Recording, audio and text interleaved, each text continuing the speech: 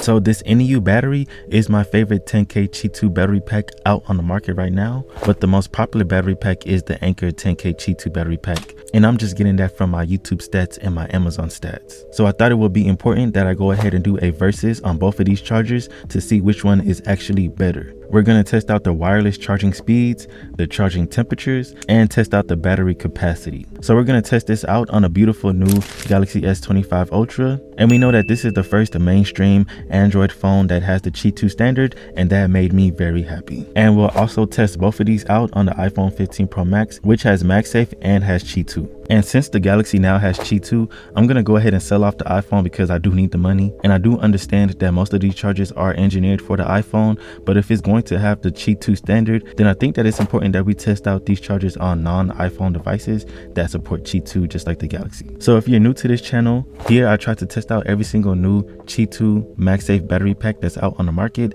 and other Qi2 accessories. So I have this new Qi 3-in-1 active cooling charging stand. That video will be coming out next, and I will be doing these tests on the Galaxy S25 series from now on. So first, what is Qi2 charging and why is it important? Well, Qi2 is the upgraded standard from the Qi1, and it brings two specific changes: the magnetic connection and the ability to charge at 15 watts, up from the 7.5 watts from the Qi1 standard. Before the release of the S25 series, Samsung was very iffy about does this phone support Qi2 or not. They didn't even talk about it in the launch event, which I think was very weird because I think this is a big selling point for this phone. Actually, this is the main reason why I bought this phone and selling off the iPhone. So the S25 series is quote unquote Qi2 ready, basically meaning that there's no magnets inside the actual phone, but you have to pair it with a magnetic case to get the Qi2 standard on the phone. Now, does the case need to be Qi2 certified too? Well, this is a huge question that I need to answer, so I did run some tests on some magnetic cases that didn't have the Qi2 certified quote in the description for the item against a speaking case that does say that is actually Qi2 certified. If you're interested in that video, the link will be down below, but long story short, the Qi2 certified speaking case did charge a little bit faster than the other magnetic cases. So if you're a charging nerd like me,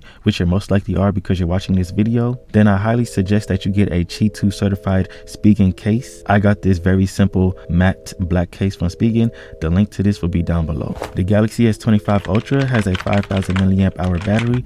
Sadly, it's not a silicone alloy battery, which would have made us nerds happy. It has wireless charging up to 15 watts due to the Qi2 standard, and it has 45 watt wired charging. The iPhone 15 Pro Max has a 4400 mAh battery. The full specs are listed here with Qi2 standard and the MagSafe standard. Remember that if the battery is smaller, then it will charge up faster, even if it is the same exact charger and the same exact wattage. So the iPhone will charge faster than the Galaxy, and that's just because the battery is smaller. The Anker charger has a 10,000 mAh battery in it, and there's a bunch of factors that go into how much the actual capacity of the battery is, and it's most likely not 10,000 milliamps. Actually, it's never 10,000 milliamps, even though that's what's advertised. But to me, doing the manual test is the best way to figure out just how much capacity is in a battery, and that's what we're going to do here. So on top of the speed test, we're going to do a battery capacity test on both of these chargers, and I'm just going to charge up the S25 Ultra one full time with each charger and then kill the battery and then charge it up a second time and see what percentage we get on that second go. And just from the history, most 10K packs charge up an iPhone 1.5 times.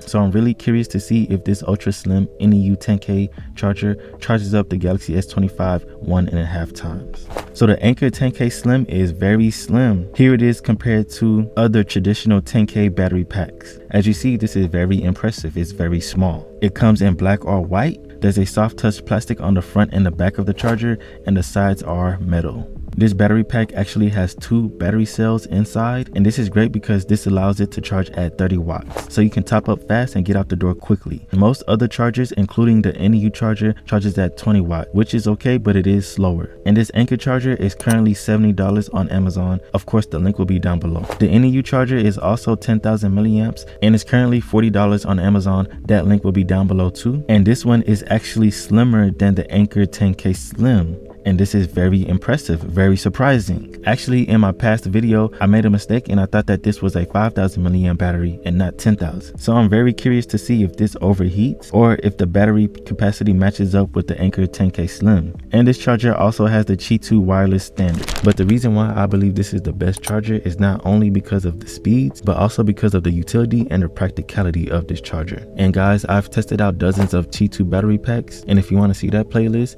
that will be linked below too. And with all the knowledge that I garnished over these months, if I were to design and engineer a Qi2 battery pack, it would be just like this. But let me explain. So Qi2 charging is pretty great, it's awesome, but it does still come with some downsides, and that's from the heat transfer.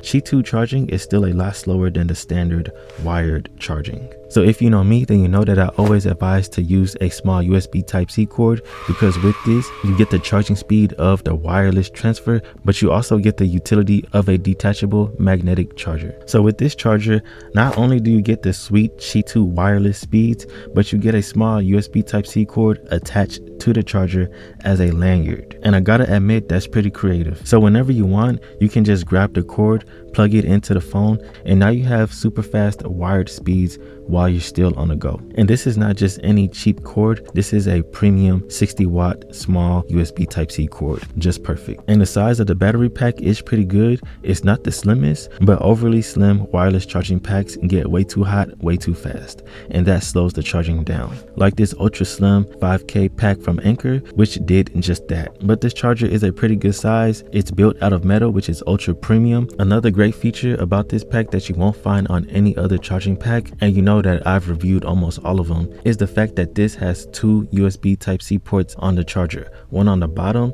and one on the side. But why is this important? So when you're using a small USB Type-C cord on the phone and you're using the phone in your hand, it's better to have the port go through the bottom because the cord won't interfere with your hand.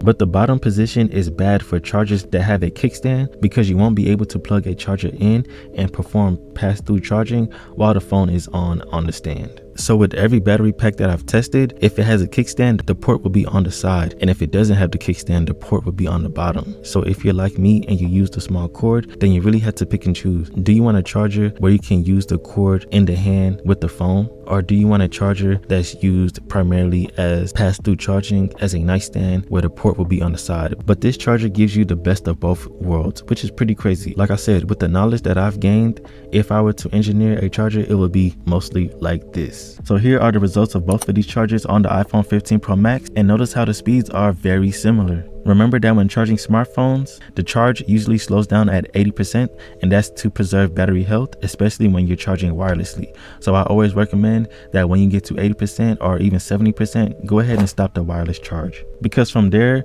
the speeds will slow down dramatically. And here are the results of both of these chargers on the S25 Ultra. Notice that the speeds are very similar here too, and the speeds here are slower than from the iPhone, but that's only because these packs are initially engineered for the iPhone, and the iPhone has a smaller battery. I ran these tests many times on the S25 Ultra, and I do have to say that the results are a little volatile. Doing one charging pass, the speeds will be a little bit faster, and the next time the speeds will be a little bit slower, but running the test multiple times will give you a good gist of what's going on. On the S25, it looks like the Anker starts off a little bit slow but finishes stronger, but overall these speeds are very similar. So after about an hour and 30 minutes, I tested out the temperature of both of these chargers. The Anker got to 98 degrees Fahrenheit and the INIU got to 99 degrees Fahrenheit. Just for comparison, the temperatures on 10K fatter pack are about 95 degrees, but this INIU charger is very similar in temperatures to the Anker charger, which again is very surprising because this charger is slimmer, and due to the price difference, I honestly thought that this charger was going to overheat. But from my testing, it got a little bit hotter than the Anker, but not too hot for it to be a deciding factor. So in terms of battery capacity, surprisingly, both of these chargers charged up the S25 Ultra 1.5 times, and the second pass getting to 40 to 50%. Again, I thought that the INIU charger was not going to have the same capacity, and that's due to the size and the price of this charger, but I was wrong. But one thing that I can't test out here is longevity, and Anker is a tried and true and well respected company. So me just guessing here, I believe over time the Anker charger will will last longer in terms of battery health than the INIU. And those are my results from this comparison. The INIU is still my favorite MagSafe Qi2 battery pack out right now, and that's because of the functionality and the practicality of this charger. And it's almost half the price, which is pretty funny. If you want to see the charging speed test between a Qi2 charger and a Qi1 charger on the S25 series, then check out this video on the end screen, and I will talk to y'all next time.